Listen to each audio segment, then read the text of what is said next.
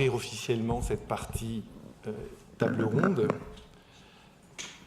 Je veux d'abord évidemment vous souhaiter la bienvenue à la Cité de l'Architecture et du Patrimoine pour l'ouverture de ce cycle intitulé Téhéran, projection d'une ville. Je veux bien sûr remercier chaleureusement Mina Saïdi, réalisatrice, architecte, enseignante, chercheuse, ainsi que celles et ceux qui ont préparé ce cycle à ses côtés, et en particulier Catherine David, directrice adjointe du Musée national d'art moderne, du Centre Pompidou, Azal Bagheri, sémiologue, enseignante, spécialiste du cinéma iranien, qui va modérer cette table ronde, Diane de Ravel, responsable de programme à la Cité de l'Architecture et du Patrimoine. Je souhaite également saluer et remercier nos partenaires dans ce projet, l'Institut français de recherche en Iran, l'Institut français d'études anatoliennes d'Istanbul, le Centre d'études et de documentation économique, juridique et sociale du Caire, l'École d'architecture de Paris-la-Villette, dont je salue le président du conseil d'administration et ancien collègue Benedict Weber, qui est dans la table ronde, ainsi que les unités mixtes de recherche du CNRS, que sont l'UMR La Vue et l'UMR Monde iranien et indien. Le cycle que nous inaugurons ce soir a donc pour ambition de mieux faire connaître cette capitale de 13 millions d'habitants qui est Téhéran, à travers 4 demi-journées portant sur l'habitat, la place des femmes, les transformations urbaines et enfin la perception de la ville par les cinéastes et les artistes contemporains.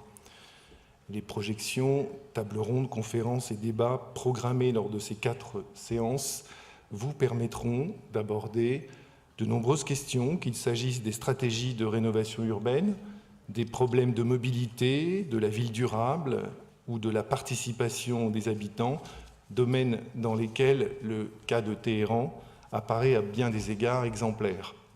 Parler de Téhéran aujourd'hui, c'est réfléchir à la métropolisation, au rôle des villes dans les échanges économiques et culturels, mais aussi à l'espace public, au logement, aux mobilités, à la place des femmes dans la société, autant de questions qui sont en résonance avec les thématiques de notre propre programmation.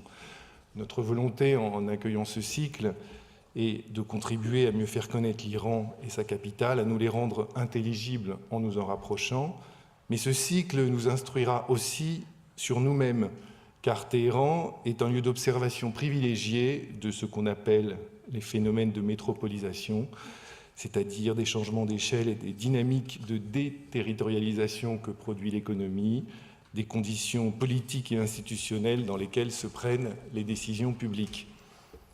À Téhéran, la déréglementation d'inspiration néolibérale, couplée à la vente de densité de construction supérieure au taux en vigueur, ont permis ces 20 dernières années au secteur privé de capter une partie de la rente foncière et à la municipalité d'augmenter significativement ses ressources grâce à la perception de nouvelles taxes. À Téhéran comme ailleurs, l'élimination de l'habitat insalubre sert souvent de prétexte à l'éviction des populations indésirables. La politique de rénovation des tissus usés, qui se fondait sur les analyses des experts en matière de risque sismique, s'est peu à peu muée en entreprise mercantile au bénéfice de grands constructeurs privés. À Téhéran, comme partout, les experts, qu'ils soient sismologues ou urbanistes, confondent trop souvent, hélas, durabilité et solidité. Ils se préoccupent volontiers de l'aspect physique du cadre bâti, mais ignorent la force des liens sociaux. Mais, nous dit Mina Saïdi magnifiquement dans son film, la ville durable est aussi une ville solidaire, aux relations sociales apaisées, accueillante aux étrangers, bienveillante aux piétons, résistante aux épreuves, résiliente aux catastrophes. C'est sa capacité à articuler ces différentes compétences, plus que la démolition systématique des quartiers historiques, qui rend le territoire moins vulnérable. Pour aborder toutes ces problématiques architecturales et urbaines, les organisateurs de ce cycle ont choisi une double focalisation sur la situation des femmes d'une part et sur le cinéma d'autre part. Femmes longtemps reléguées dans l'espace privé domestique, mais qui, par leur pratique de mobilité urbaine, renégocient en permanence leur droit à la ville, loin des deux stéréotypes opposés, mais tout aussi réducteurs et hélas en vogue, dans notre pays, de la femme forte et conquérante d'un côté ou de la femme victime de l'autre. Outre la situation des femmes dans la société, le cinéma constitue l'autre fil conducteur de ces journées.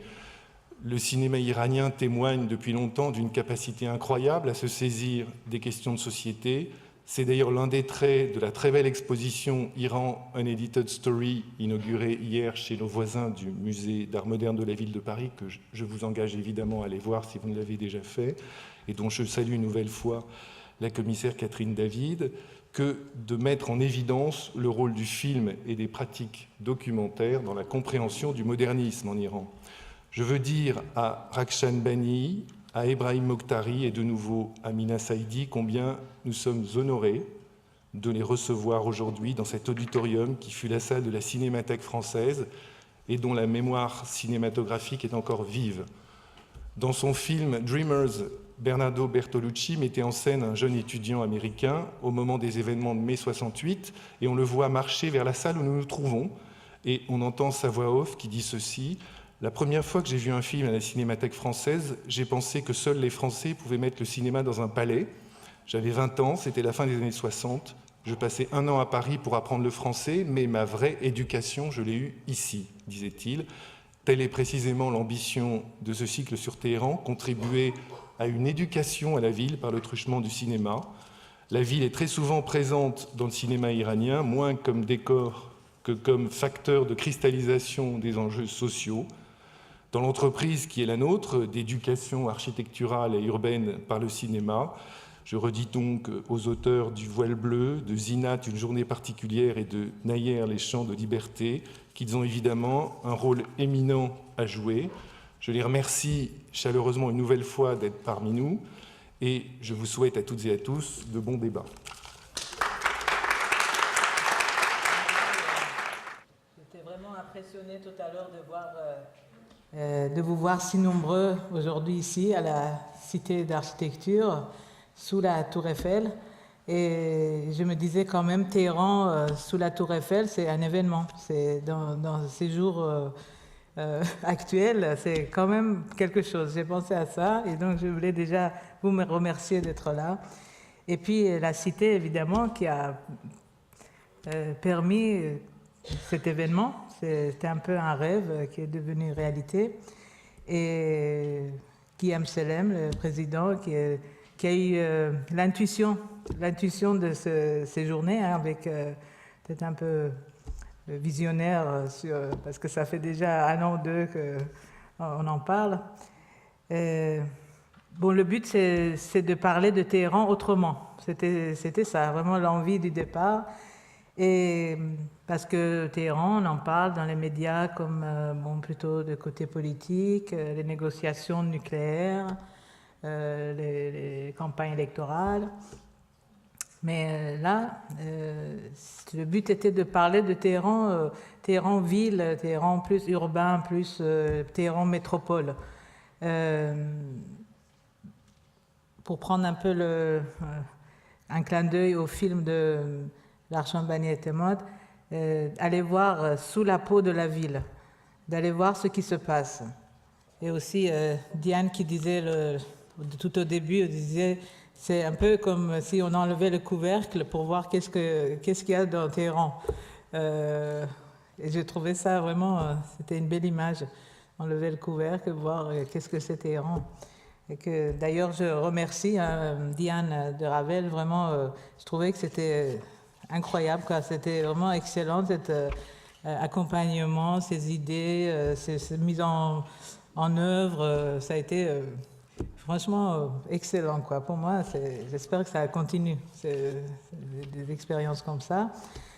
Et puis ma amie, collègue, compatriote, Assal Bareri, qui est sémiologue et spécialisée dans le cinéma iranien et qui a contribué à toutes les étapes de ce programme.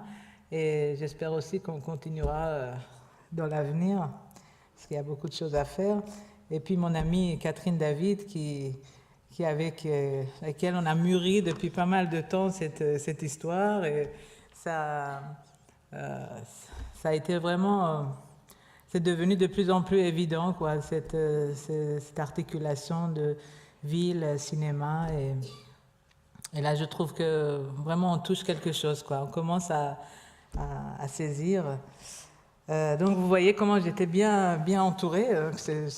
J'ai pas beaucoup de mérite. Hein, tout est là pour qu'on puisse faire des choses intéressantes. Mais je voulais juste dire que l'origine de cet événement, c'était quand même, au début, ça devait être une petite table ronde pour la présentation d'un livre que j'ai eu la chance de coordonner, qui s'appelle Le Téhéran des quartiers populaires, transformation urbaine et société civile, que j'ai publié chez Cartala et l'IFRI. Et puis ensuite, c'est devenu, on a vu qu'il y avait vraiment de la matière à augmenter. On a fait 4 demi-journées finalement. Et là, on se rend compte que ce n'est pas suffisant vu le nombre de sujets qu'on peut encore traiter, des personnes qu'on peut inviter. Donc, il y a encore pas mal de potentiel qui est là.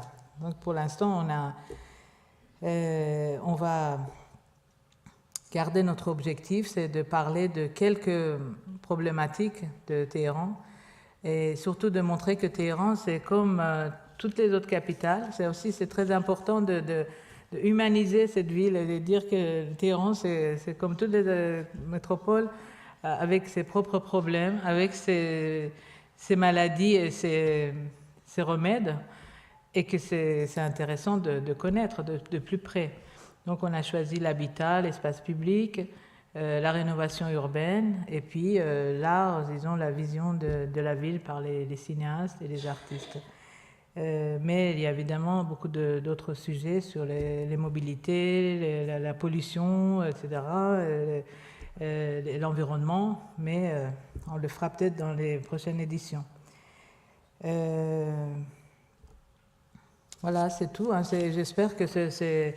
Oui, alors pour le cinéma, Guy a dit ça très très bien, donc pas la peine de le redire, mais je pense qu'il y a une spécificité là, c'est Agnès de Victor qui m'a dit comme ça en passant un jour rapidement, mais ça m'a c'est resté dans ma tête. Agnès de Victor, que je remercie parce qu'elle a annulé son voyage à Cannes pour rester ici avec nous. Ça, c'est touchant, franchement. Et elle a dit, parce qu'elle est en train d'écrire son dernier livre, que tu diras, mais juste, en Iran, c'est quand même assez spécial que ce dialogue entre les cinéastes et les politiques publiques. Et ça, c'est intéressant, et on vient de le voir. Donc, moi, je voulais justement mettre un peu ça en relief, le fait que les politiques urbaines sont attachées à la vision des cinéastes. En fait, il y a vraiment un dialogue et un engagement. Et donc, nous avons 2 personnes qui représentent tout à fait ces profils-là. Et je pense que c'est pas rien de pouvoir agir sur le destin d'une ville en étant cinéaste. Ça, c'est... Voilà, donc moi je pense que maintenant c'est la table ronde qui va continuer, et je remercie franchement Larchan Bani Etemad, vraiment, je suis très très contente que vous soyez là, vraiment, c'est sincère, et Monsieur Mortali aussi.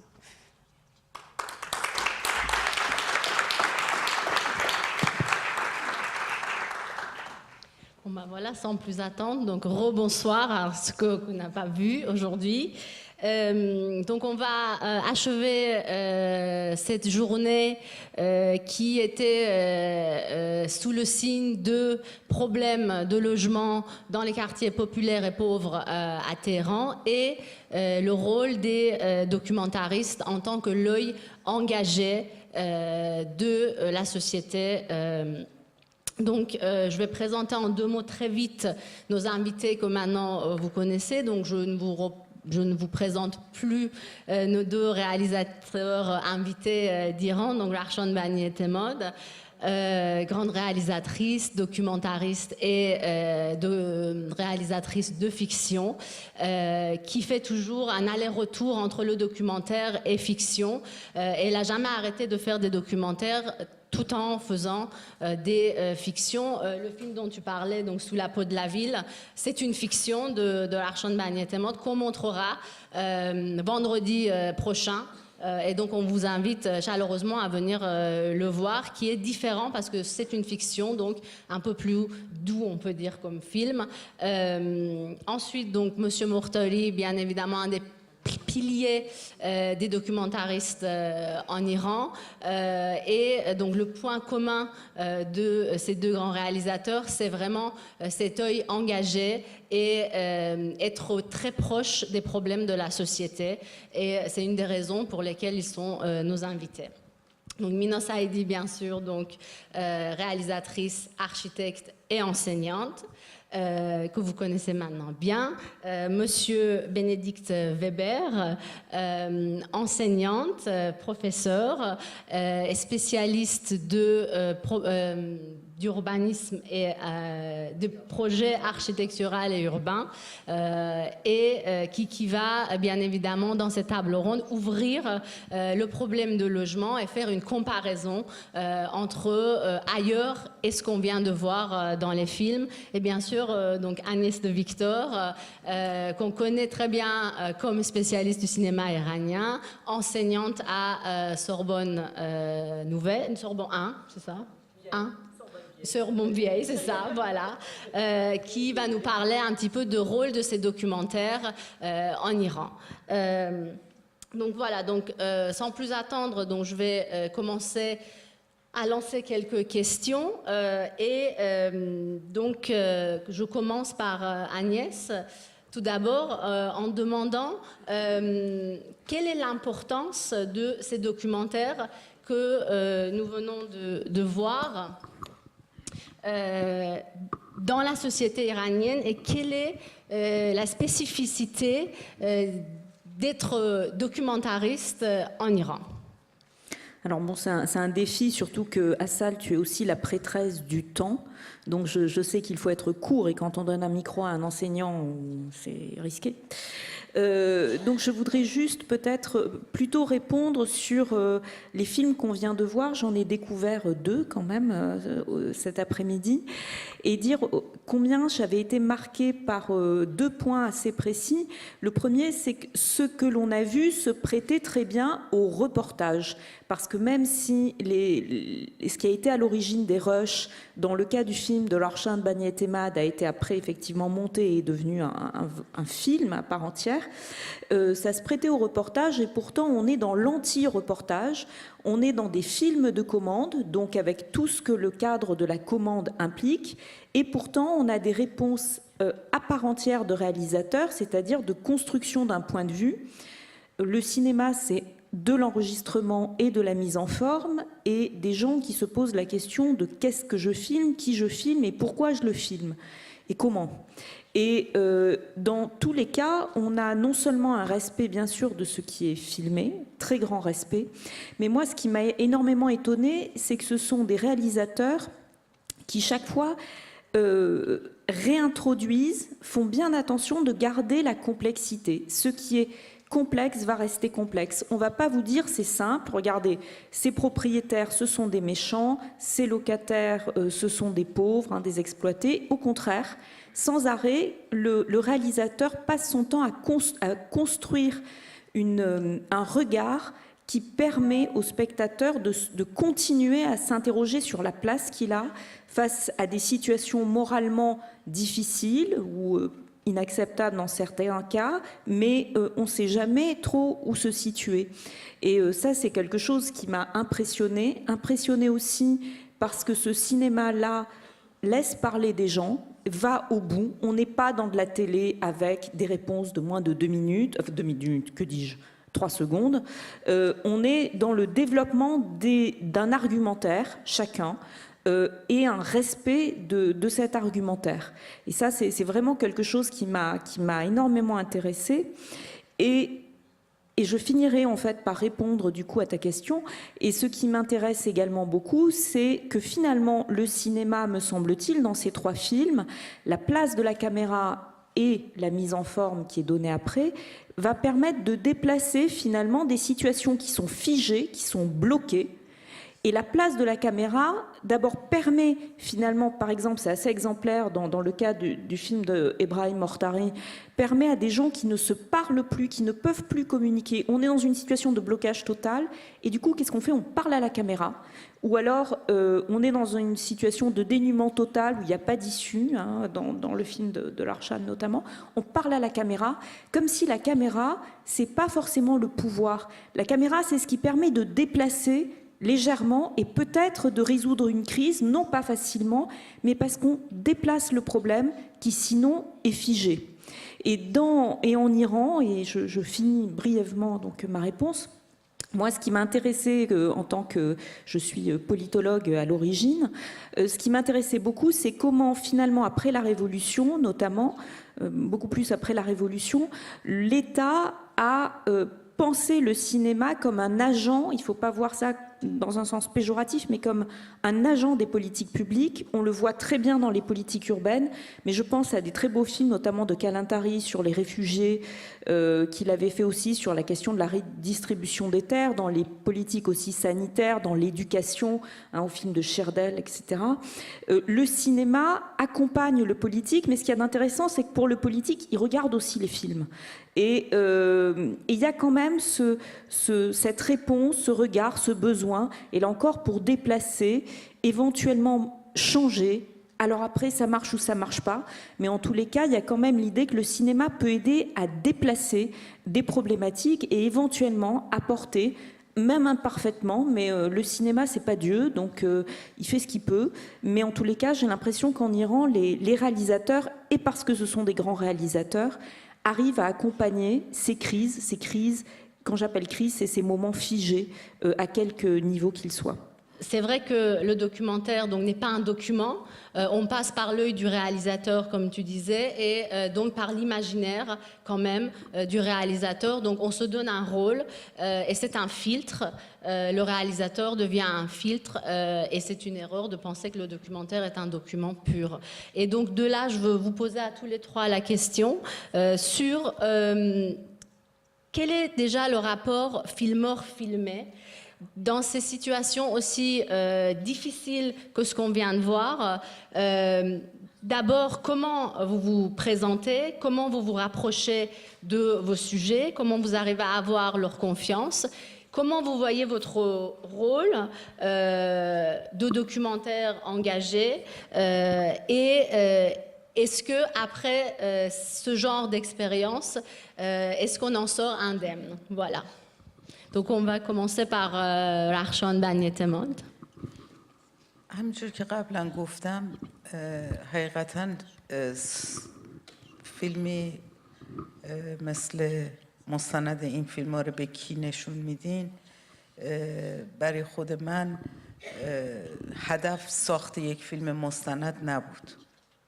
Comme je l'ai déjà dit à la présentation du documentaire à qui vous montrez ces films, mon but premier n'était pas d'en faire un documentaire. زمانی که من با این مجموعه آدما روبرو شدم دیگه هیچ راهی جز این که همراهشون باقی بمونم تا زمانی که جابجا میشن برای خودم دیگه راهی وجود نداشت. Quand je me suis trouvée en face de ces gens, je n'avais plus aucun autre choix que de rester avec eux et de les accompagner jusqu'à leur délogement, relogement. با خیلی از کسانی که شما اینجا یه بخشای خیلی کوتاهی از صحبتاشون رو میدیدین ممکن بود ساعتها بشینم حرفاشون رو گوش کنم و به خودم حتی اجازه ندم که به دوربین کات بدم. Nombre de personnes que vous avez vues dans ce film, dans des séquences plus ou moins courtes ou longues, j'ai passé beaucoup de temps avec eux, j'ai discuté avec eux, je les ai écoutés sans me permettre de donner à la caméra, de faire signe à commencer à filmer, à tourner. چون اونا فکر میکردن که به هر حال ممکنه من کسی باشم که بتونم حرفای اونا رو و درد دلاشون رو در جایی منعکس بکنم. parce que il pouvait croire que j'étais celle, la personne qui pouvait devenir leur porte-parole et rapporter leurs dires aux autorités. و این رابطه خیلی فراتر از این بود که من فقط به نیت ساخت یک فیلم با اینا ارتباط برقرار کنم.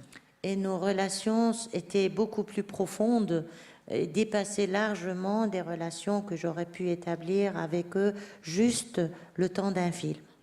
شاید به همین دلیل هست که این فیلم رو به هیچ فستیوالی هم نفرستادم و فقط در جاهای نمایش داده شد، مثل جمعایی که در اینجا در واقع بچه تخصصی و کاربردی داشتن.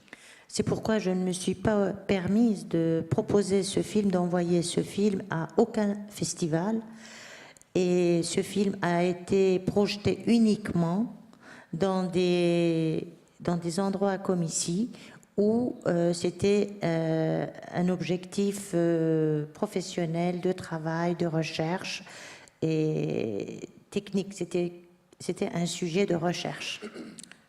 در واقع میشه گفت که بهای اعتمادی که اون آدما به من داشتن خیلی خیلی بیشتر از اون بود که من بخوام این فیلم رو به عنوان یک بخشی از کریر کاری خودم در جای عرضه کنم. En respectant la valeur de la confiance que ces gens ont eue en moi, m'interdisait de situer ce film dans mon CV carriériste. C'est-à-dire, je ne l'ai pas utilisé dans ma carrière, c'était juste pour leur montrer que leur confiance, à quel point, est précieuse pour moi. Moi, je vous remercie et je vous demande donc la même question sur le rapport, la même chose, filmeur, filmé, et votre rôle de réalisateur, de documentariste dans tout ça. من فقط در واقع تجربه‌مو تو این کار بگم. واقعیتش اینه که اون موقعی که من این فیلمو یا گروه ما این فیلم رو شروع کردیم، ما خیلی چسبیده بودیم به فیلم‌های بازسازی تو سینمای ایران. Je vais être bref. Au moment où on a commencé ce film, notre groupe, notre équipe, dans cette conjoncture, le cinéma iranien était plutôt attaché à des reconstructions de sujets de films. در واقع چیزی که شما میگید فیلم فیکسیون، حتی فکر میکنم که اون موقع اغلب فیلم های مستند به روش فیلم های بازسازی فیکسیون تولید میشد، یعنی کامرا دوربین ثابت بود، حتی وادار میکردن بعضی از شخصیت ها کاراشون رو تکرار کنن و یه همچی پشتوانه‌ای داشتیم ما وقتی این فیلم رو شروع میخواستیم بکنیم. C'est-à-dire au moment où je voulais commencer ce documentaire, en Iran, les documentaires étaient tournés suivant les mêmes procédés que les fictions. C'est-à-dire on plantait la caméra et même il arrivait de redemander aux protagonistes de refaire les scènes, de rejouer les scènes. Et c'était dans cette conjoncture de cadre de fiction, de techniques de fiction que jusque-là les documentaires se faisaient. برای همین توی ایران یک اصطلاح عجیبی بود به اسم سینمای مستند داستانی. C'est pourquoi en Iran, il y avait une expression, j'ose dire bâtarde, et très bizarre, le cinéma documentaire de fiction. خب ما وقتی که میخواستیم این فیلم رو بسازیم، ما میبایست اگر میخواستیم موفق بشیم به اصطلاح مجلس، نمیدونم تمام سیاستمدارا رو به یک نقطه برسونیم که اونها نتونند بگویند که این فیلمه، به معنی اینکه ساخته شده. C'est-à-dire que ce qui nous obligeait d'aller persuader, d'essayer de convaincre tous les politiques, les parlementaires, les députés, enfin toutes les autorités possibles et imaginables, que ce que nous allions faire, c'était pas un film, c'est-à-dire dans le sens de fiction. در واقع ما فکر میکردیم چیزهایی که میدیدیم بسیار سخت و آزاردهنده بود، فکر میکردیم چگونه میشه اونها رو آورد توی یه همچین میدانی که خودمون هستیم. Alors ce qu'on voyait était très dur à voir, c'était très, je peux dire, violent, et on se demandait comment on pouvait transférer ces scènes très dures et très difficiles dans notre environnement et devant nos yeux. به این ترتیب میرفتیم در واقع حتی 1 ماه 2 ماه یک جوری کارگردانی با تحقیق آمیخته شد. ما شخصیت‌ها رو در مسائل و مراحلی که داشتن شناسایی میکردیم از طریق پرونده ها و باشون ارتباط برقرار میکردیم و توضیح میدادیم که واقعا دوربین نمیتونه مشکل آنها رو حل کنه، اما ممکنه این فیلم مشکل اجاره نشینی رو حل کنه. Alors, c'est-à-dire que nous, dans notre travail, nous étions obligés de faire une sorte de travail de recherche en amont. Pendant 1 mois ou 2 mois, nous menions des enquêtes, nous étudions, nous épluchions les dossiers et nous repérions nos protagonistes. Et après, on essayait de leur expliquer que le film n'allait pas du tout n'avait pas en son pouvoir de résoudre leurs problèmes, du dossier et leurs litiges, mais peut-être il serait à même de résoudre le problème de la location. در دوره ما تلویزیون فیلم خامی که میداد 1:3 بود، یعنی به اندازه اگر ما فیلم 50 دقیقه قرار بود بسازیم اینا 150 دقیقه به ما مواد خام میدادن.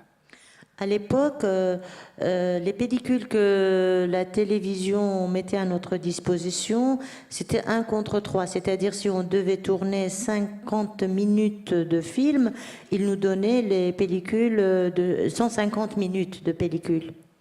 خب این روش با این محدودیت اصلا نمیخوند. Alors, cela ne correspondait pas du tout ce que nous voulions faire à cette contrainte de 1 contre 3. خوشبختانه وقتی موضوع رو توضیح دادیم اینها اجازه دادن ما مصرف فیلممون بالا بره. Heureusement, après avoir expliqué notre problème, ils nous ont donné la permission, carte blanche, pour utiliser les pellicules qu'on voulait. خب این 2 تا مسئله بود، یعنی ارتباط با تک تک ما همیشه توی این بحران 2 نفر بودن، یکی مالک بود یکی مستاجر بود. با هر دوی اینها قبل از اینکه حکم اجرا بشه یا توی دادگاه باشه ارتباط برقرار میکردیم. اونهایی که به ما اعتماد میکردند ما با اونها به اصطلاح میرفتیم سر قراری که بود با این آدمایی که با ما اعتماد نمیکردن یا ما نمیتونستیم متقاعدشون کنیم اصلا به سراغشون نمیرفتیم. Alors, nous, avant de commencer le tournage, on allait voir aussi bien les propriétaires que les locataires.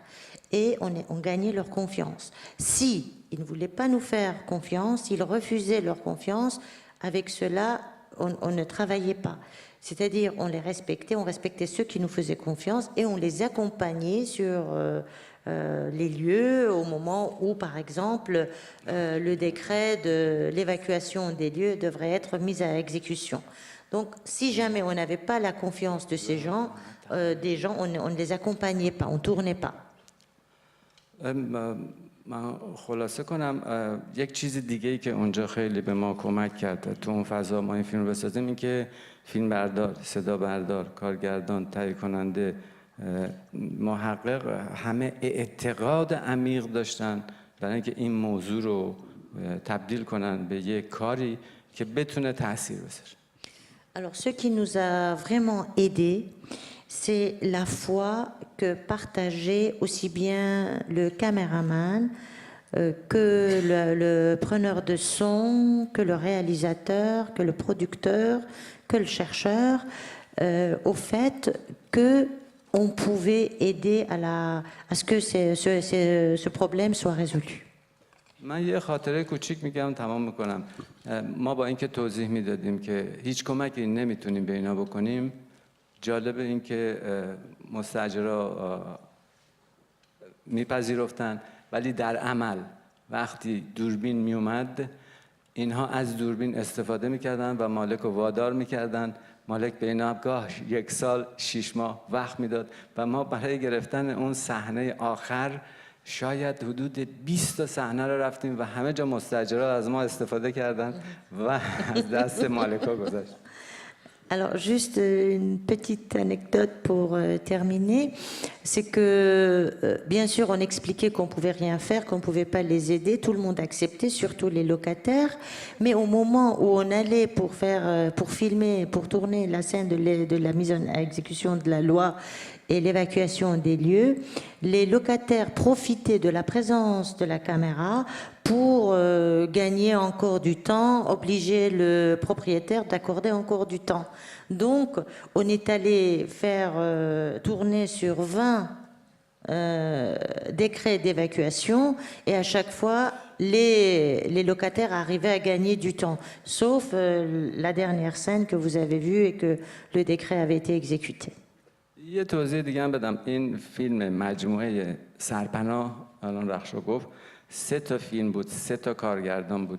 یکی اراضی شهری رو می ساخت که بحران در واقع درش ایجاد شده بود، دومی که ما بودیم اجاره نشینی، سومی مهاجرت که موجب در واقع باز بحران شده بود.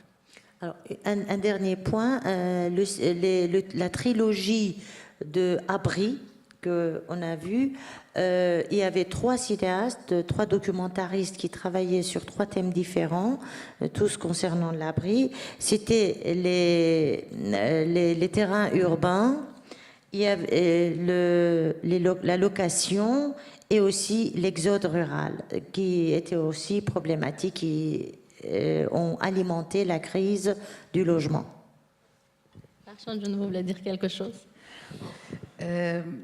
حیفم میاد که از این فرصت در واقع استفاده نکنم و نگم که در واقع این فیلمی که شما دیدید و 3 فیلمی که تو اون مقطع راجع به مسئله مسکن ساخته شد یک نقطه شروع و یک حرکت در مستندسازی ما بود. Je tiens vraiment à le dire, et je l'aurais regretté si je ne l'avais pas dit, que le film que vous aviez vu, son film, était vraiment, et les 3 films, la trilogie de l'abri, c'était en fait le point de départ du documentaire, du cinéma documentaire sur le problème du logement. و شاید بشه گفت به نوعی پایه بود برای سینمای برای رئالیسم در سینمای ما، چون این نوع مستند در واقع به گونه‌ای بود که خودش تونست منشأ ساخت خیلی از فیلم‌ها با این ساختار و بر مبنای پژوهش در سالهای بعد باشه. En fait, c'était le point de départ du réalisme dans nos documentaires. Et cette façon de faire, cette méthode de travail a été à l'origine de beaucoup de nos films qui étaient tournés à partir des recherches et du réalisme documentaire. Minojun, si tu peux, oui bien sûr, si tu veux bien parler donc du coup de rapport filmé, comment tu l'as senti, et comme ton film est un tout petit peu différent, j'aimerais savoir, est-ce que tu sentais la caméra et ton œil comme un catalyseur pour eux, pour qu'ils puissent parler et dire ce qu'ils ont à dire? Bon, c'est sûr que moi j'arrivais dans un quartier quand même très religieux, très traditionnel d'apparence, puisqu'après j'ai quand même découvert des gens très modernes, pas si traditionnels que ça, mais au départ c'était pas mon milieu, donc j'étais déjà comment dire, si on peut dire le terme exogène au quartier, et donc déjà ça c'était un effort à être un peu profil bas et regarder qu'est-ce qui se passe dans ce quartier. Donc je ne me suis pas imposée, et comme j'avais une double casquette de spécialiste de l'urbain et de cinéaste, j'ai préféré être cinéaste parce que de ne pas être donneur de leçons ou de dire que voilà, moi j'ai tout compris, que là, Donc, je me suis mis derrière la caméra, ça m'a aidé. En tout cas, être derrière la caméra, ça donnait la parole aux autres. Et en fait, petit à petit, ce qui était intéressant, c'est qu'ils ont oublié que je suis une femme, que je ne suis pas tout à fait dans les mêmes valeurs de ma vie quotidienne. Donc, mais le fait que ça soit une caméra qui est sincère, parce que là, ils l'ont compris, là, je pense que ça se comprend très vite par les gens, que je ne suis pas là pour transformer leurs propos. Et donc là, il y a eu vraiment un respect mutuel envers, et j'ai pu aller avec un simple foulard, alors que là-bas, comme vous avez vu, toutes les femmes sont complètement avec le voile noir. Et au début, on me disait, il faut le porter. J'ai résisté, j'ai dit, oui, quand même, je peux venir avec le foulard, j'ai négocié. Et bon, à la fin, ils ne voyaient pas mon sexe, il n'y avait plus de sexe, quoi. C'était une caméra qui allait, qui était le... Donc, c'était une expérience qui était vraiment intéressante d'aller dans un milieu qui est complètement différent du milieu habituel dans lequel on est, et être à l'écoute, et de ne pas juger. Et alors, vraiment, pour finir, c'est la fin de mon film, c'est très explicite. Je ne trouvais pas de fin. Ça faisait 6 mois que je n'arrivais pas à finir ce film, parce que le quartier continuait à vivre. Et moi, je disais à chaque fois, je découvrais quelque chose de nouveau. Et je disais, mais il n'y aura jamais une fin à ce film. Et M. Mortali, qui m'aidait à faire le... Et lui, ça le dérangeait pas. Il disait, bon, on a le temps. Et moi, je voulais quand même un jour finir. Et donc, un jour, pendant le sommeil, j'ai eu cette idée. J'ai dit, je vais leur demander à eux comment je vais finir ce film. Et là, ils m'ont aidé, mais c'était assez dur. Je ne m'attendais pas à un temps de colère. Et voilà. Pour rebondir sur tout ça, ma question porte sur l'humain. Parce que c'est vrai que notre programme s'appelle Téhéran, projection d'une ville. On peut dire Téhéran, projection de l'humain. Parce que c'est vrai que ce sont des films qui parlent de Téhéran, des problèmes de logement, mais finalement, c'est l'humain qui est au centre de tout ça, que ça soit à Téhéran ou ailleurs. Et c'est par là qu'après, je vais venir vers vous. Donc, ma question est... Donc, on voit bien que tous les trois, vous voulez filmer l'humain, les problèmes de l'humain. Comment, et vous vous effacez bien d'ailleurs, donc comment vous arrivez à vous effacer? On ne vous voit plus, même si on vous entend, c'est comme si vous n'êtes plus là. C'est cet humain-là en douleur qu'on voit au centre de vos films à tous les trois. Et donc voilà, j'aimerais savoir comment vous arrivez à vous effacer. Et comment vous voyez finalement tous les trois le rôle du documentariste engagé dans un pays comme l'Iran? Donc on va commencer par Monsieur Mortali. Ah bon? Bah oui, pourquoi pas. Et après on va passer à Madame Bagnetemod.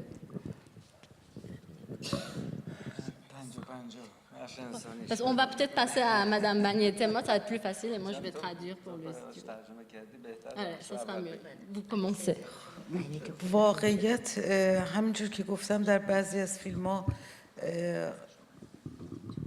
ترجیح بر اینه که بیشتر از اون که راجع به تکنیک نمیدونم و اون چه که من به عنوان فیلمساز چه کردم صحبت بشه، شاید مهمتر اینه که به آدمایی که در مقابل این دوربین قرار گرفتن، آدمایی که تریبونی برای شنیده شدن حرفاشون ندارن، آدمایی که جایی برای بیان مسائلشون ندارن، اهمیت به نظر من بیشتر اون طرفه. یعنی من ترجیحم به اینه که فیلمو اصلا از زاویه مسائل اونا ببینیم تا ما به عنوان فیلمساز چه کردیم. در مقابل اون همه مسئله و مشکل فکر میکنم کمترین کار رو من به عنوان فیلمساز کردم. Je préfère de loin, au lieu de me concentrer sur les techniques de réalisation ou sur mon parcours personnel, mes points de vue personnels en tant que cinéaste ou documentariste, au lieu de me concentrer sur ces points, je crois et je préfère donner la parole et mettre au centre l'humain, l'interlocuteur, qui dépourvu de toute autre tribune pour s'exprimer, pour montrer ses peines, ses malheurs, et de profiter de cette occasion pour devenir, un peu pour lui laisser la parole et devenir en quelque part, laisser le film de devenir son porte-parole. je préfère vraiment de me concentrer sur l'autre, sur l'humain, et lui donner la parole au lieu de vouloir me mettre au devant de la scène. به قول آقای مختاری در شروع جلسه اشاره کردن که فیلم در واقع این فیلم ها بعد از گذشت 20 و چند سال از ساخت این فیلم و فیلم خود خسرو که خیلی سال گذشته سندهایی هستن که تبدیل به سندهایی شدن که آدم میتونه خوشحال باشه که بعد از این همه سال هنوز قابل برگشت و قابل استنادن. Alors, je reprends l'expression de M. Mortari, de Khosrow comme elle l'appelle, pour dire que ces films, à travers les âges, après une vie de 20 et quelques années, sont devenus des documents. Et nous pouvons nous réjouir, nous féliciter d'avoir réalisé des documents qui vont rester dans l'histoire de la société. و شاید دلیل همچنان سند ماندن این فیلم ها احترامی هست که فیلمسازان به کسانی که در مقابل دوربینشون قرار گرفتند قائل بودند و این دلیل ماندگاری کار شده، نه اینکه آدم ها وسیله برای ساخته شدن فیلم ما. Et c'est peut-être là il faut chercher la raison du fait que ces films sont devenus des documents, dans le fait que le cinéaste a su respecter son interlocuteur, a su respecter la personne qui est devant sa caméra, qui est en train de filmer, et que c'était pas un simple objet, un simple outil de tournage d'un film. C'était ce respect qui est la raison pure du fait que ces films sont devenus des documents. من اینقدر این توضیحات رو دادم که کاملا سوال اصلا مفهوم. یه چیزی نموند من جواب بدم. Il ne me reste plus rien à répondre. Madame Bagnétema dit qu'elle a tellement expliqué que maintenant Khosrow peut répondre facilement. Il a bien compris la question. Et lui, il dit qu'il ne reste rien à répondre. Alors. من فکر میکنم که این فیلم ها به اصطلاح یه جوری حتی سندی از رفتار مستندسازا با آدم‌های دیگه. یعنی شما اگه مثلا حالا من بخوام بگم پیش از اجاره نشینی و استادای من و کسانی که من نگاه می‌کردم، اینها با موضوعشون با آدم‌هاشون یه جور دیگه رفتار می‌کردن. چرا رفتار ما عوض شد؟ من فکر کنم ما تأثیر از انقلاب گرفتیم. یعنی یه اتفاقی افتاده بود که من دیگه نمیتونستم با اون آدم مثل پیش از انقلاب روبرو بشم. من هم متأثر شده بودم. در واقع اون صاحب یک Non, c'est pour être fidèle à tout ce que vous racontez. Je prends des notes, mais je voudrais avoir aussi la réponse, pouvoir traduire. Excusez-moi. Alors, la fin de soirée, hein. Excusez-nous. Non, c'est que je l'ai coupé pour être précise dans mes traductions. Ce que je voulais ajouter, c'est que le film, ces films montrent comment le comportement des documentaristes avec les personnes qu'ils filmaient, avec les sujets de leurs films. C'est-à-dire comment on traitait l'humain, comment on traitait l'autre.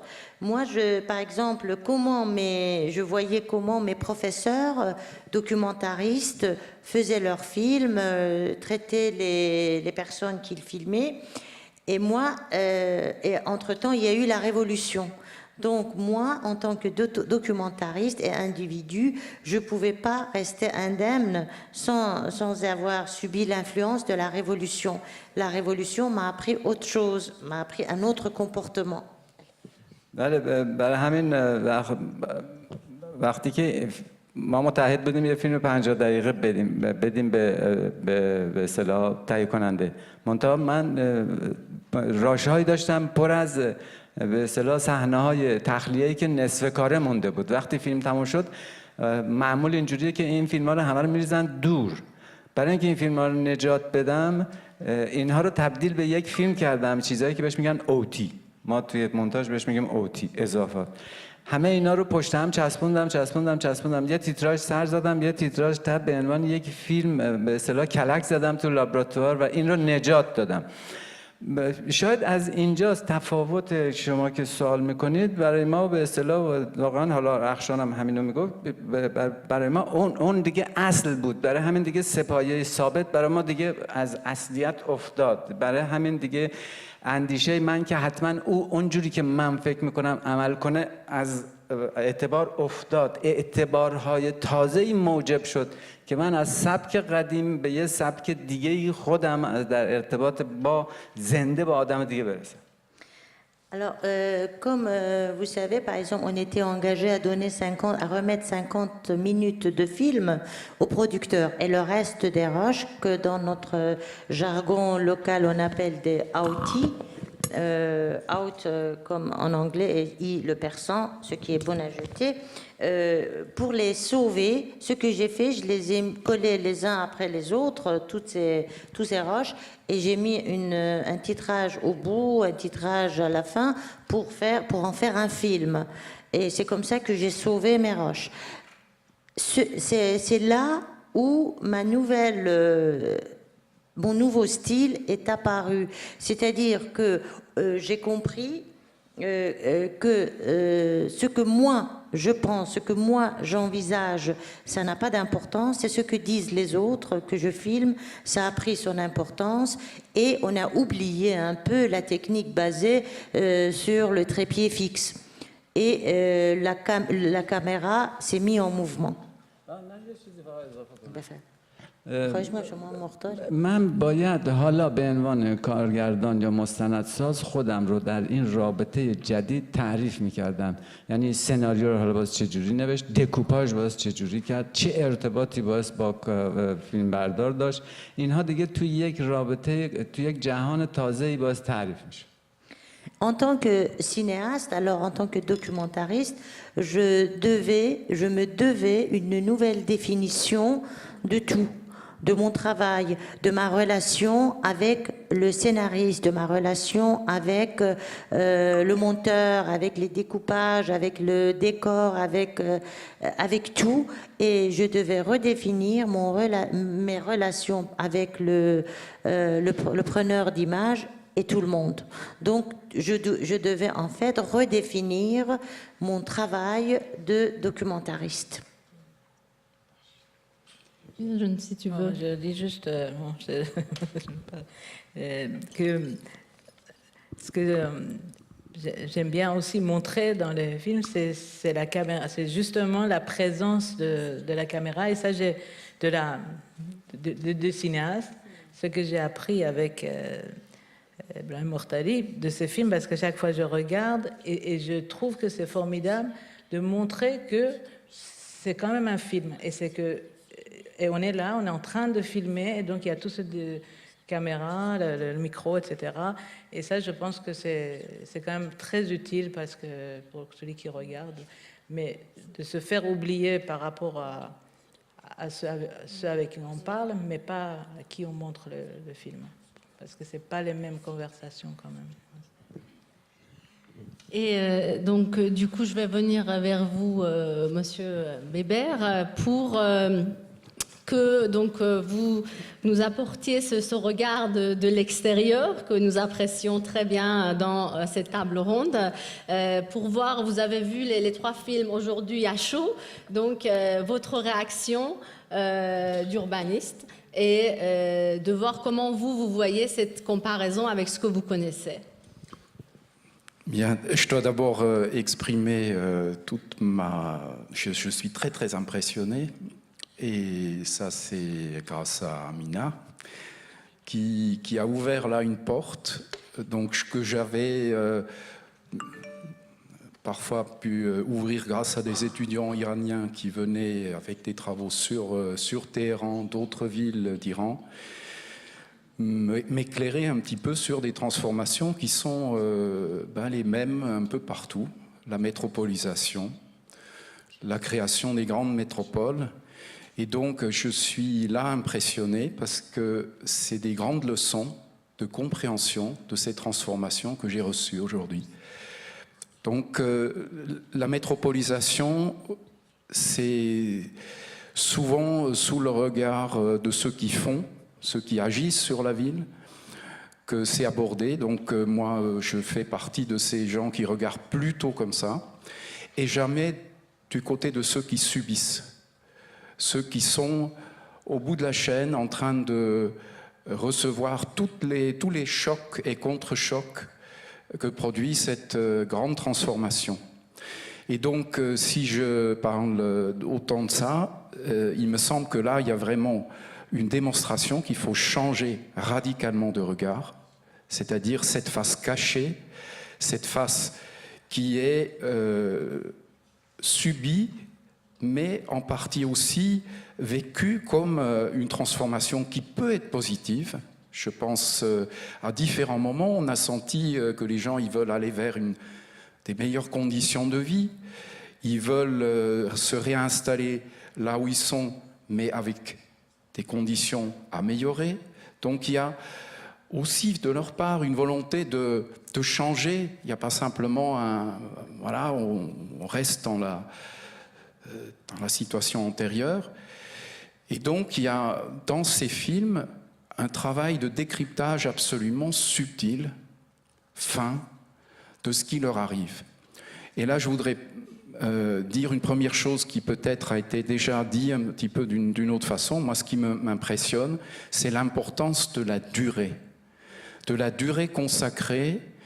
Et donc, vous avez parlé aussi du travail que vous avez fait en parallèle, du temps passé avec les gens, de les faire parler de leurs conditions, de leur situation, de la transformation qu'ils vivent, et en parallèle, après, leur donner vraiment la parole, les laisser parler, les laisser s'exprimer, au point où cette habitante, à la fin de votre film, se regarde dire des choses où elle pense « c'est moi qui a pu dire ça ». C'est moi qui a ce regard lucide, cette capacité d'analyse. Et donc, regarder la métropole en transformation à partir de ces films, ça rend tout à coup compte que nous sommes en train de rater beaucoup d'occasions où il faudrait justement être avec ce travail auprès des personnes les plus démunies, les plus vulnérables dans ces transformations, les accompagner, leur donner la parole. Je voudrais le dire aussi, parce qu'ici, il y a des personnes qui ont essayé, certainement maladroitement, et qui se sont trouvées dans la situation de tout à coup se faire évacuer. Ça m'a vraiment impressionné dans la relation entre les cinéastes et les personnes, dans les trois films. Il y a un équilibre entre une méfiance. Vous faites partie de ce qui leur arrive. Vous faites partie de la transformation qui leur arrive. Mais en même temps, il y a cette valeur absolument universelle, l'hospitalité, qui les fait, à un moment donné, dire « mais il y a autre chose qui est possible, il y a autre chose qui permet de nouveau de dire il y a du lien social à construire, il y a des choses qui éventuellement peuvent sortir de ce travail, de cet échange, ce regard de cinéaste qui vient éclairer. Voilà, j'étais vraiment impressionné là-dessus. Et bon, avec Mina, on a commencé un échange récent sur les relevés habités, l'importance des relevés habités dans la formation des architectes, dans la formation des urbanistes, c'est-à-dire une compréhension pas seulement de l'espace configuré, sa morphologie, comme on dit chez nous, mais la relation des personnes avec cet espace. Et là, vous allez beaucoup plus loin, parce qu'avec le cinéma, on est dans l'espace en transformation. On est vraiment dedans. Et vous nous avez là déplacé dans des questions majeures, qui restent majeures. C'est pour ça que je suis d'accord, c'est des documents absolument extraordinaires, qui vont être lus, relus, réétudiés. Il y a 3 étapes de la métropolisation à Téhéran qui sont là documentées de façon extraordinaire. Et je voudrais dire un dernier mot sur le dernier film. N'est-ce pas? En Europe, on a souvent l'impression qu'on invente tout, qu'on est à la pointe de tout, etc. Et ce qui m'a beaucoup frappé dans cette conjonction des calendriers, en Allemagne, autour des années 2000, 2001, on lance un grand programme qui s'appelle Soziale Stadt, la ville sociale.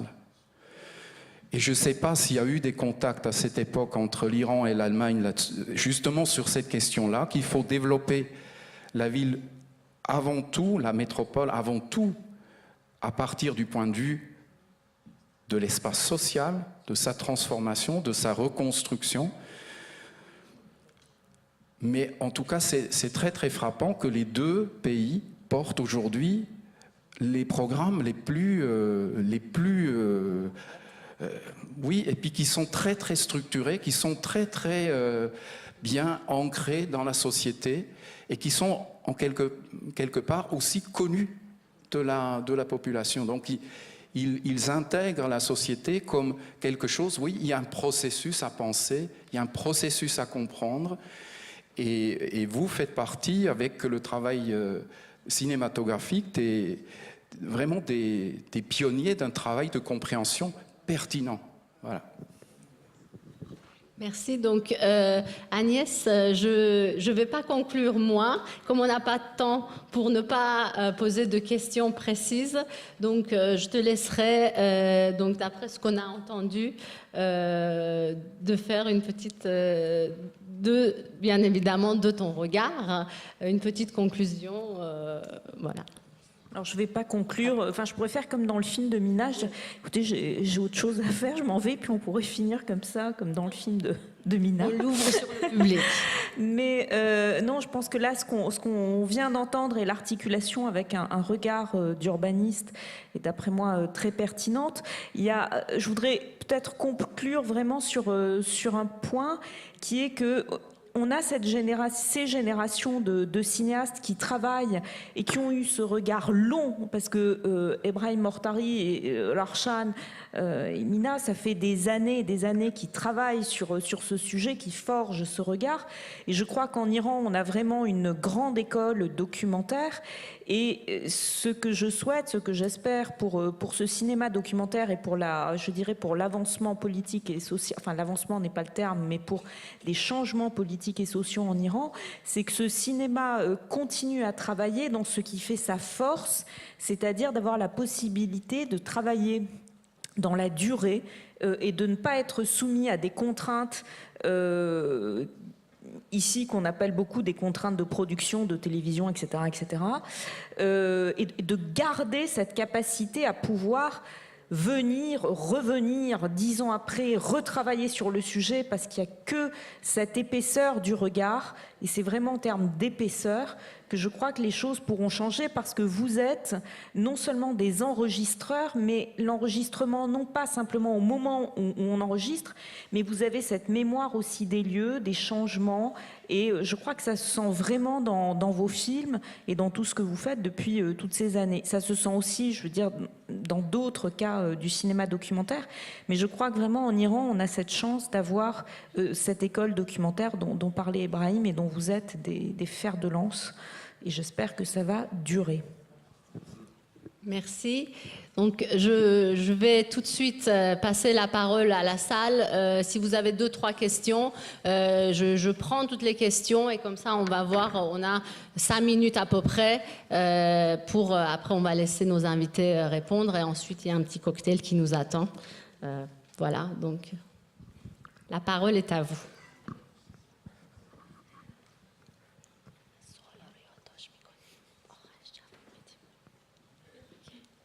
Bonsoir. C'est une question plus sur la métropole de Téhéran en général. Dans le dernier film, il y a une scène qui m'a marquée. C'est dans l'école, toutes les petites filles qui décrivent, elles ont des grandes chambres, il y a des ruelles étroites, et quand la maîtresse dit « qu'est-ce qui arrive s'il y a un séisme ?» Eh bien, on va tous mourir. Comme ça, c'est dit de façon assez naïve, mais plus plus sérieusement, quelle est la place de... Là, on voit justement sur la photo la ville de Téhéran qui est en train de se construire et puis ces montagnes imposantes.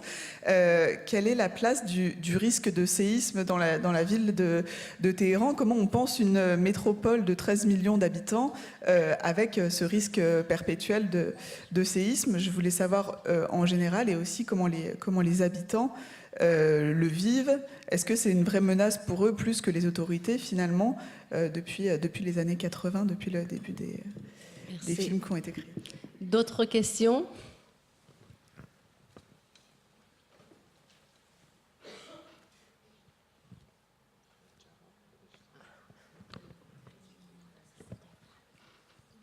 Merci. C'est plus un constat qu'une question. C'est le film de Madame Bani-Etemad. C'est quand Mary Khanoum, elle disait qu'après qu'elle était relogée, en écoutant M. Weber, il parlait d'espace social. Cet espace social qu'elle avait dans les misères de bidonville, elle regrettait le fait que, bon, après d'être relogée, elle était seule, donc elle aurait préféré de rester dans ces misères parce qu'elle était au moins accompagnée par des voisins qui venaient frapper sur la porte pour dire que comment ça va. Merci. Il n'y a pas de question, mais moi, c'est un constat, mais je vais prendre une question. Donc, dernière question qu'on a derrière, et après, on va répondre. Actuellement, les réalisateurs iraniens se trouvent bien contraints de beaucoup de limitations et règles, notamment le censorship, c'est pas le mot en français. Ainsi, les réalisateurs finissent par sélectionner ce qu'ils peuvent effectivement montrer dans leur film. J'aimerais demander, est-ce que vous en êtes concerné en faisant des documentaires? Et est-ce qu'il y a des choses que vous avez filmées, mais vous vous êtes finalement décidé de ne pas montrer aux spectateurs à cause des limitations et règles? Merci beaucoup. Bon, il y a une dernière question aussi, on va comme...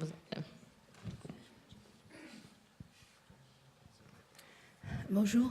Je voulais savoir, puisque je vois 3 films qui datent déjà depuis pratiquement 3 décennies, le début dans les années 70, fin des années 70, puis le tout dernier en 2000 et quelques. Je voulais savoir, comment interagissaient ces documentaires qui étaient en fait presque des commandes des pouvoirs publics avec les politiques urbaines? Quel impact ça avait? Merci. Merci. Donc, je pense qu'on va commencer par la première question. Mina, je pense que toi, tu pourras mieux répondre sur le séisme. Voilà. Alors, le risque de séisme, oui, ça existe, c'est sérieux, c'est une réalité à Téhéran. Mais par contre, comment on s'en sert, comment c'est instrumentalisé sur les politiques urbaines, c'est une autre histoire. Puisque, curieusement, on pense que le séisme va surtout détruire les quartiers populaires. Donc ça a été un constat par des Japonais. Enfin bon, c'est un peu quelque chose qui plane dans... On n'a pas su vraiment exactement les bases scientifiques de ce constat, mais en tout cas, dans ces quartiers-là, c'est considéré comme plus problématique. Et quand on parle avec les gens ici, en fait... évidemment, les professionnels mettent en relief le fait que c'est les risques sismiques qui veulent qu'on détruise les maisons. Et les habitants, ils disent, mais le séisme, le vrai séisme, c'est ce que vous êtes en train de faire en ce moment. Ce n'est pas le séisme qui va arriver, puisque les maisons sont déjà démolies. Donc, c'est vraiment une question qui est très... comment dire, il y a tout un débat autour de ça. Le séisme existe, mais comment on s'en sert pour faire des projets, c'est autre chose. Donc, est-ce que quelqu'un veut parler de cette question ou non? Donc, je passe à une autre question.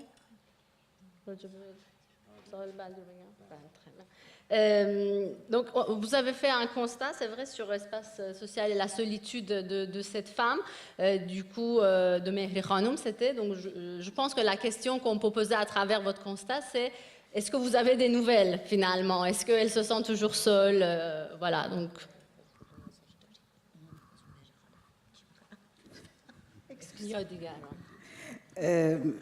من چند تا نکته در مجموع شاید به سوالات دیگه هم تجاوز کنم و جواب بدم، ولی دکتر وبر یک اشاره خیلی دقیقی به یک موضوعی کردن که حتما باید بهش توجه کرد. Alors, avant de répondre à la question, je me permets d'évoquer un point, c'est que le professeur Weber a mis le doigt sur une question très très importante. به نظرم میاد متاسفانه در طرح‌های کلان و در طرح‌های توسعه شهری اون چه که با محاسبات و روی کاغذ و روی نقشه انجام میشه در واقع فردیت انسان‌ها رو نادیده میگیره و نابود میکنه.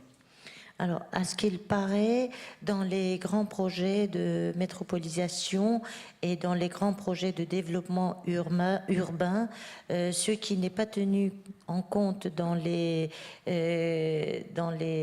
estimations, dans les calculs sur papier et sur les plans, c'est l'individu des personnes et l'humain, la place de l'humain dans ces plans.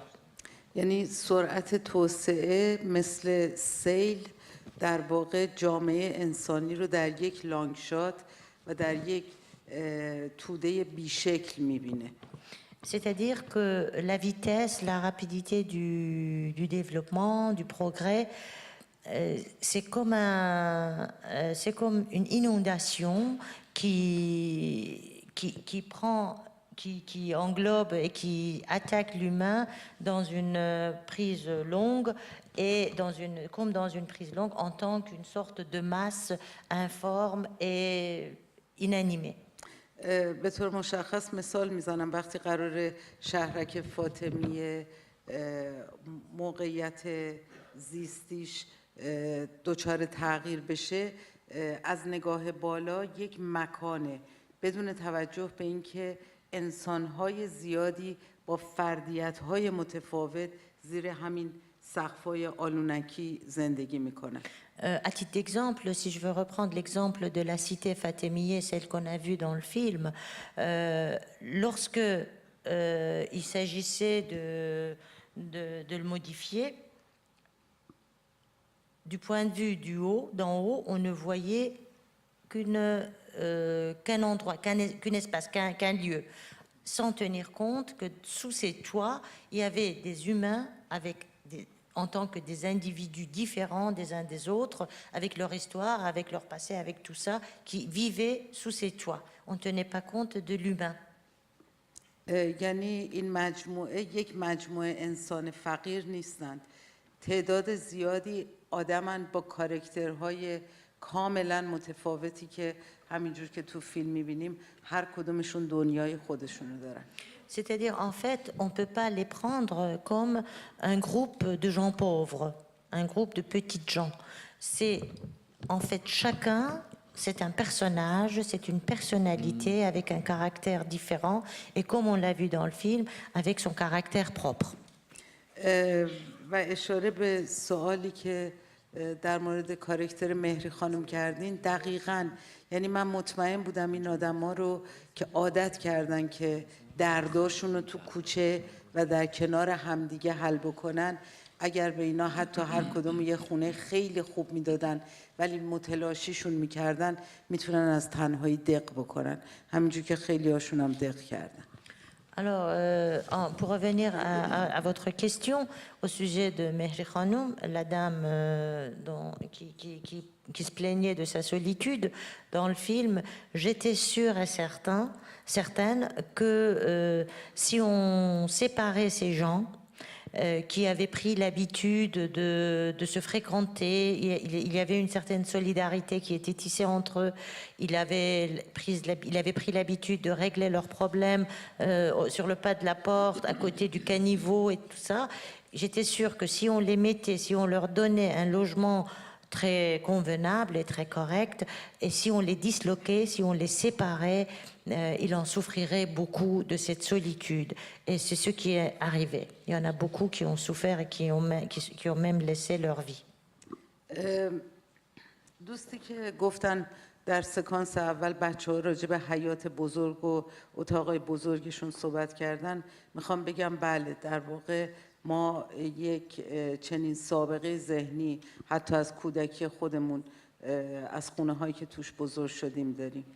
Et pour répondre à la question aussi de la personne qui a parlé des fillettes qui racontaient leurs grandes chambres, leurs grandes cours, leurs grands jardins, je dois dire que oui, on a cette vision, on a dans notre mémoire collective, on a tous souvenirs, on se rappelle des grands espaces dans lesquels on vivait dans le temps. خونه‌های با حیاط‌های بزرگ، با معماریایی که حوض بزرگی وسطش بود، درختان گاهن میوه و پر از گل.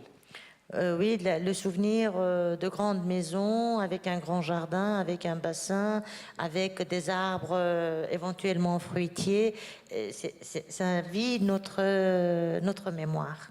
کم کم خونه‌ها کوچیک شدن و شهر تهران شروع کرد عمودی رشد کردن. Peu à peu, les maisons se sont rétrécies et la ville de Téhéran a entamé une croissance verticale. تصاویری که شما تو این 3 فیلم دیدین بیشتر مربوط به بخشای حاشیه‌ای و بخش در واقع فقیرنشین تهران بودن. Les images que vous avez vues dans ces 3 films concernaient surtout les quartiers marginaux et les quartiers très pauvres de Téhéran. ولی فاجعه‌ای که تو توسعه شهر تهران به وجود اومده اتفاقاً تو مناطق خیلی خیلی گرون قیمت و خیلی در واقع ثروتمند نشین تهران هست. Mais le drame se déroule, la tragédie se déroule surtout dans les quartiers huppés, très riches de Téhéran. باغای خیلی بزرگی که درختاش قطع شدن و توش برجای خیلی خیلی مدرن ساخته شده. Des jardins sublimes et immenses dont les arbres ont été rasés pour céder place à des immeubles, à des tours de plusieurs étages avec des équipements très très modernes. یعنی چیزی که تو بافت فرسوده زمانی که شهرک فاطمیه یکی از خطرات به حساب می اومد که اگر یک آتش سوزی در اونجا اتفاق بیفته چطور میتونن نیروهای امداد از این کوچه ها بگذرن و کمک بکنند. من الان در منطقه در واقع بالای شهر تهران دقیقاً وقتی از تو خیابون فرشته عبور میکنم این احساس خطر رو برای اون منطقه دارم. Alors le danger, le risque dont on parlait dans ce film au sujet des tissus usés de Fatemiyeh, par exemple, au cas où il y avait un incident, un incendie, et comment les pompiers pourraient venir pour extinguer le feu. C'était difficile parce que c'était étroit et inaccessible. Moi-même, quand je roule dans les quartiers huppés, dans les quartiers cossus du nord de Téhéran, dans par exemple l'avenue Fereshte, qui est le symbole du quartier chic de Téhéran, je me demande en cas d'un incendie comment vont arriver les secours. در واقع از تونلی که برجای سر به فلک کشیده در یک فاصله تنگی در دو طرف شما سر به آسمون بردن و اون فاصله در واقع دیگه هیچ نشونه‌ای از اون باغای قدیمی نداره. Alors en fait, pour vous donner une image, c'est un tunnel très étroit encadré par des tours immenses, des gratte-ciel inaccessibles, et c'est tellement étroit que je me demande comment pourrait passer un camion de pompiers, et il n'y a aucune trace de ces grands jardins spacieux et immenses. Encore une fois, donc, je remercie très chaleureusement nos invités et Monsieur Weber et Madame de Victor. Merci à vous tous et on vous retrouve dehors pour papoter un peu, comme on dit. Merci beaucoup.